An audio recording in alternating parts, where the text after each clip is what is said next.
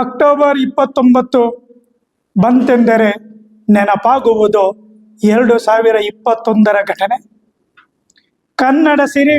ಕನ್ನಡ ಸಿನಿರಂಗದ ಸವ್ಯಸಾಚಿ ನಟ ನಿರ್ಮಾಪಕನು, ನಾಡು ನುಡಿಯ ಸಾಂಸ್ಕೃತಿಕ ರಾಯಭಾರಿ ಯಾರಿವನು?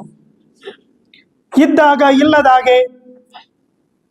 ಇಲ್ಲದಾಗ ಇರುವ ಹಾಗೆ ಜನಮನದಲ್ಲಿ ನೆಲೆಸಿ ಬೆಟ್ಟದ ಹೂ ಹರಸಿ ಹೋದವನು, ಸಿರಿಮೊಗದ ಯುವ ರತ್ನ ಯಾರಿವನು?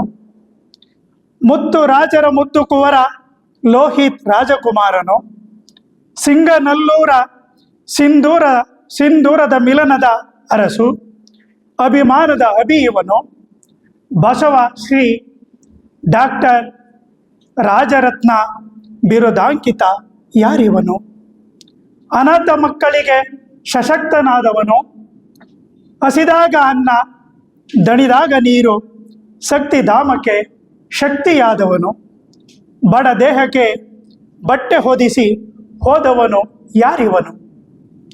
ನೇತ್ರ ಪಟಲಗಳೆರಡ ಪ್ರೀತಿಯ ಸಂಕೇತವಾಗಿ ಬಿಟ್ಟವನು, ಅಮ್ಮನರಕೆಯ ಆಸ ಗೋಪುರ ಕಣ್ಣೆ ಮುಚ್ಚೆ ಕಾಡೆ ಗೂಡಾದವನು, ಬೆವರ ಸುರಿಸಿ ದಣಿವ ಮರೆಯಲು ಮರಳಿ ಬಾರದ ಲೋಕಕ್ಕೆ ಹೋದವನು ಯಾರಿವನು?